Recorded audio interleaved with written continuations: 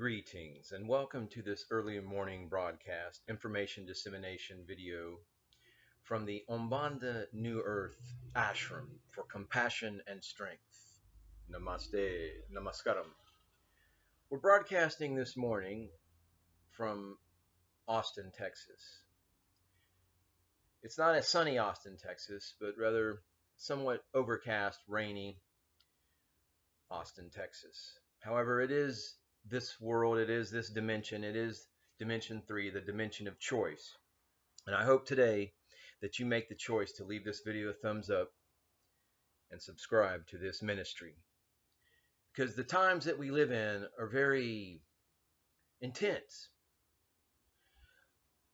There's not so much what can be understood as a splitting of the world, as one goes this way, one goes that way, in a very literal visual sense, but there is an ascension. There are people who are rising in frequency despite whatever the outer world suggests or presents, or the chaos that seemingly is part and parcel of people's existence, their energy vibrations. But we live in very intense times, and there are people who are rising above that.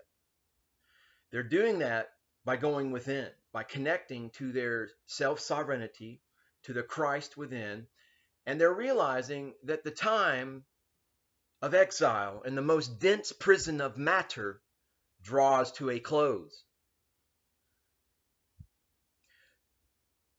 We are in the commencement of the tribulation, and it will begin proper in 2027. We, those who are rising, feel compelled to share a lifeline.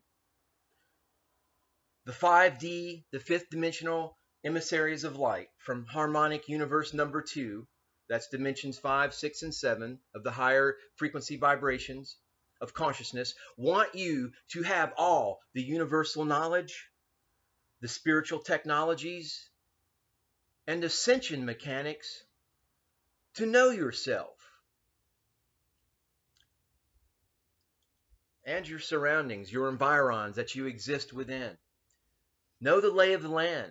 Have a strategic and tactical posture in this information war that we live within, this war upon consciousness, upon the sovereignty of your soul. It is important for you to adjust mentally to the coming changes in 2027, which will be undeniable. Great transformations will take place, and those who have prepared their thought energy will transcend because they will be ready for the influence of the energies of alignment. Those who do not elevate their thought energy will be taken to other worlds and developing planets within harmonic universe number 1, because they will have to help the inhabitants of that planet to evolve and become elevated. This is universal law. Those who straggle behind because they did not become elevated are sent to planets of lesser evolution and elevation. In this way, those who incarnate can share their knowledge. At the same time, they will have more time and opportunity to become elevated, to become evolved. Planets within harmonic universe number 1 are 100,000 years behind those planets, those other entities in harmonic universe number 2, and they go up to harmonic universe number 5 that I know of. But the planets in harmonic universe number 1 are thousands, hundreds of thousands of years behind in evolution. The human species that inhabits those planets are still in an elementary stage and are in the process of becoming human. More human, galactic human, not animal man, which those on this planet, 80% are animal man. There are those of us who have risen in vibration, have become galactic man, cosmic man, cosmic Christ. Nothing is wasted in the universe. The all, the source of all that is, gives thousands of opportunities to those who remain straggling and do not advance. Ascension is the sole reason for existence in this, for your consciousness, for your awareness. Can you imagine what it means for a being from planet Earth to embody in a Stone Age creature? And they descended into hell. The very advanced and the very backward planets could be compared to heaven. The Arcturian cluster, that is heaven. The Arcturians are widely known as heavenly beings, as the most advanced light beings in our universe, in our galaxy. There are planets that are similar to purgatory. Perhaps that is what Earth could be likened to. And there are planets that are hell. As planet Earth gets close to the beginning of the alignment that will take place in 2027, which is the commencement of the tribulation proper, human beings who had worked on their energy and had endeavored to achieve their elevation will begin to feel many changes within themselves that will affect their lives, their consciousness, and their thoughts.